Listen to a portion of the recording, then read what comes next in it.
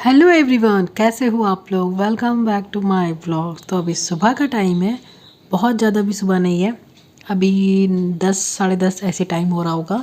और सुबह के जो भी सब काम होते हैं वो सब तो हो चुके हैं।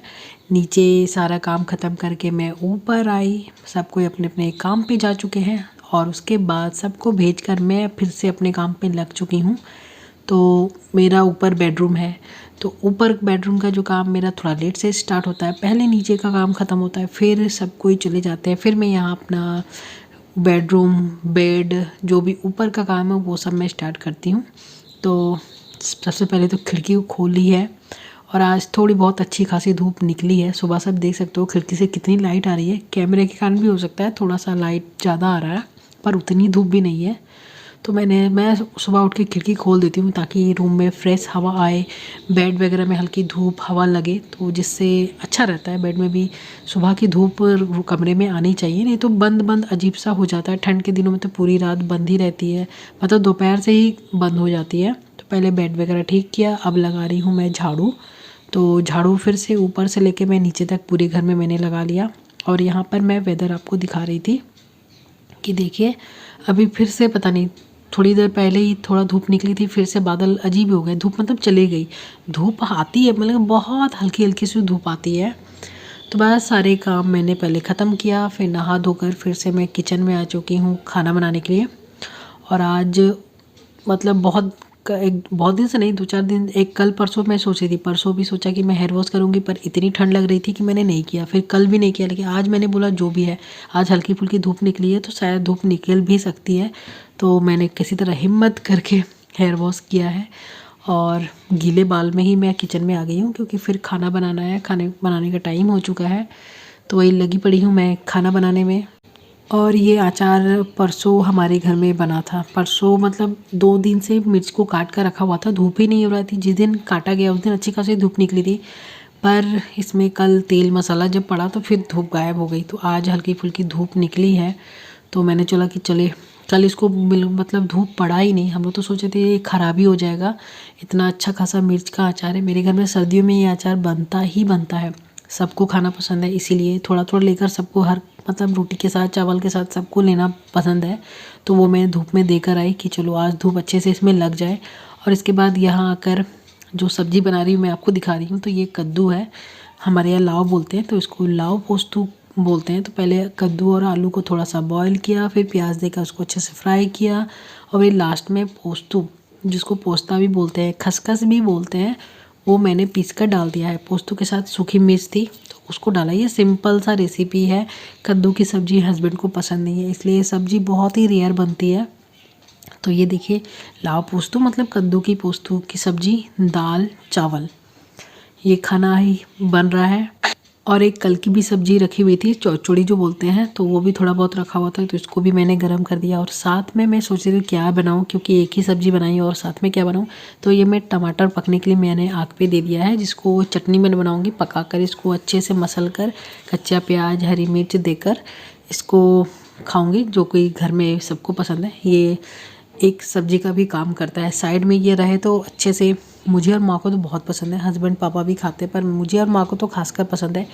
कच्चा हो, पका हुआ हो, भुना हुआ टमाटर हो, उसको अच्छे से मसल कर बना, मतलब बहुत एक चटनी का काम करता है ये। तो बस उसको भी, टमाटर अभी भून रहे हैं, तो और एक साइड में सिर्फ चावल बाकी था। दाल और सब्ज़ी तो बन चुकी थी, चावल देखिए पक रहा है। और तो मैंने सोचा ये दोनों जब तक हो रहे हैं, मैं 2-4 बर्तन हैं उनको मैं धो लेती हूँ, क्योंकि कढ़ाई है, कुकर है, इन सबको खाली करके मैंने धो लिया है। और बस धोई, उसके बाद सारा काम, मतलब खाना बन चुका है। गैस थोड़ा ठंडा हो जाए उसके बाद गैस को पोंछूंगी या गैस क्लीन करूँगी। तो बाहर गई, बाहर से जो भी कपड़े सूख चुके थे वो मैं लेकर आई। और ये जितने भी सारे कपड़े आप देख रहे हो, ये सब कल के धुले हुए हैं। कल बिल्कुल धूप नहीं निकली थी, तो आज धूप निकली है तो अच्छी खासी, मतलब कल वाले कपड़े सूख गए। आज वाले तो सूखे नहीं हैं, वो तो अभी तार पे डले हुए हैं, वो सब सूख जाएंगे तो फिर उनको लाऊंगी। अभी एक राउंड कपड़ा मैं उठा कर लाती हूँ। और जो आज के धुले थे उनको उलट पलट कर आई हूँ, क्योंकि ठंड के दिनों में होता है, कपड़ों को आप उलट कर पलट कर ना करो तो वो जल्दी सूखते नहीं है। गर्मी के दिन आप कैसे भी कपड़े डाल दो तुरंत सूख जाएंगे, वो आधे 1 घंटे भी नहीं लगते हैं कपड़ों को सूखने में। पर ठंड के दिन में 2 बार 3 बार मुझे कपड़ों को देखना पड़ता है।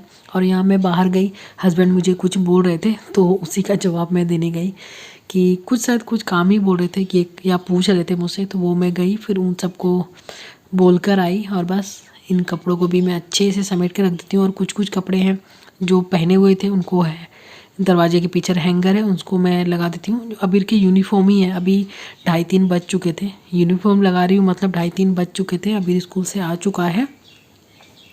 और बस उसके बाद फिर मैं ऊपर आ गई, खाना पीना सब कुछ हो चुका है। और अभी टाइम मुझे मिला बालों में कंघी करने का, हेयर वॉश किया देखिए फिर भी। और यहाँ पर बाहर में ना अबीर खेल रहा है, वो खाना वाना खाकर चला गया है, घर के पीछे ग्राउंड है वहाँ खेलता है। तो बस जल्दी से बालों में कंघी किया और थोड़ी देर बैठी ही थी, तब तक ट्यूशन वाले सर आ गए अबीर के, तो मैं उसी को बुलाने जा रही हूँ। एक दो बार बुलाया, खिड़की से आवाज़ दिया पर वो आया नहीं, अभी उसके ट्यूशन सर आ गए हैं। तो फिर बाहर से मैं ज़बरदस्ती डांट कर बुलाई, वो सुना नहीं शायद, मैंने बुलाया पर वो सुन नहीं पाया। तो बस उसको बुलाया और बस अभी जो भी कपड़े बाहर में थे उनको लाकर मैंने आंगन में टांग दिया कि थोड़ा बहुत हवा लगते रहे। अभी घर बाकी थोड़ा सा शाम हो जाएगा तो फिर कपड़े को मैं डाल दूँगी, पीछे आपको दिखाई। अभी दोपहर में मैंने वॉशिंग मशीन चलाया था क्योंकि हस्बैंड के बहुत सारे जीन्स जमा थे, तो उन सबको पूरा ड्राई कर दिया है धो के और कपड़ों को डाल दिया है। और बस सर आ गए थे तो अब शाम भी हो चुका है, 4:30 पौने बज चुके हैं। तो फिर से अपने किचन में आ चुकी हूँ चाय बनाने के लिए। तो अभी सिर्फ 3 कप ही चाय बना रही हूँ, इसलिए छोटा वाला बर्तन मैंने लिया है। जब 1-2 कप चाय बनाना होता है ना तो मैं इसी में बनाती हूँ। तो यहाँ पर मेरे लिए, माँ के लिए और ट्यूशन वाले सर के लिए चाय बनाया है। पापा और हस्बैंड भी हैं नहीं, वो कुछ काम से बाहर गए हैं।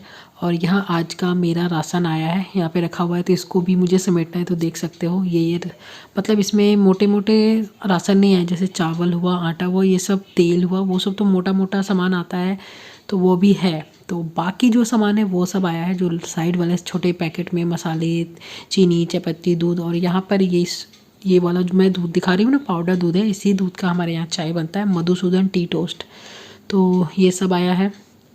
चाय हम इसी दूध का पीते हैं क्योंकि दूध हमारे यहाँ अच्छा मिलता नहीं है गाय का, तो 1 केजी आता है, तो वो सिर्फ खाने के लिए या अबीर को देने के लिए हम लोग रखते हैं। चाय बनाने के लिए ये वाला ही दूध यूज़ करते हैं।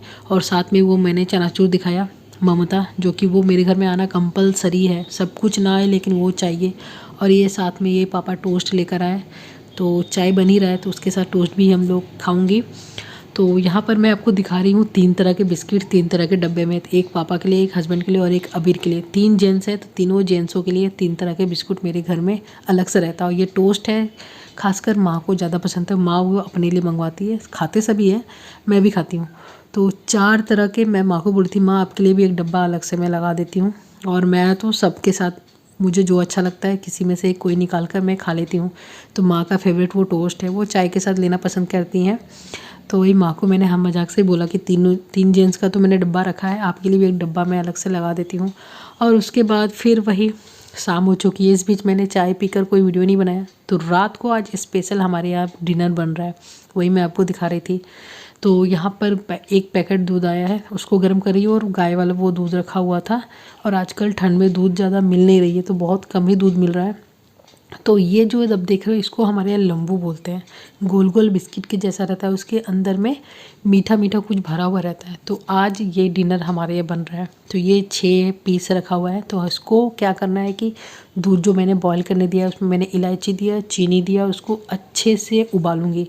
दूध को अच्छे से उबाल कर ये वाला जो इसको लंबू बोलते हैं, बिस्किट ही एक तरह का है, इसको फिर उसमें डाल देना होता है और अच्छे से पकाकर थोड़ा देर उबालना होता है। तो ये फूलकर बड़े बड़े हो जाते हैं, जैसे ब्रेड फूलकर हो जाती है ना, वैसे हो जाता है।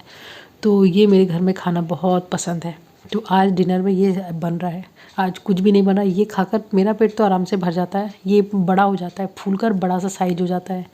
तो ये देखिए दूध मेरा अच्छे से बॉयल हो चुका है। उसके पहले मैंने इसमें इलायची भी दिया था, चीनी भी दिया था और थोड़ा सा गुड़ भी दिया है मैंने, जिससे टेस्ट बहुत अच्छा आता है। तो ये जितना भी लंबू है तो इसको खाने का हमारे यहाँ क्या बोलते हैं, दूध लंबू। मैं जब पहली बार मैंने खाया था तो दूध लंबू सुनती थी, मैंने बोला अच्छा कोई लंबा सा ब्रेड्स का ऐसा होगा। पर ये जब आया था मैंने बोला ये क्या है, मैं तो सोच रही थी कुछ लंबा सा चीज़ होगा इसलिए दूध लंबू बोलते हैं। पर ये गोल बिस्कुट के जैसा होता है और इसको भी थोड़ी देर के लिए 5 मिनट के लिए दूध के साथ बॉयल करना होता है। तो ये क्या है, फूलकर नरम हो जाते हैं और बड़े हो जाते हैं, जो कि खाने में बहुत टेस्टी लगता है सच में। तो ये आज का हमारा स्पेशल डिनर है। तो आज का ब्लॉग यहीं पे एंड होता है। आज का ब्लॉग उतना खास नहीं था, पर जो भी है थोड़ा बहुत भी अगर को अच्छा लगा है तो लाइक ज़रूर कर दीजिएगा और चैनल को सब्सक्राइब कीजिएगा। मिलते हैं अगले वीडियो में।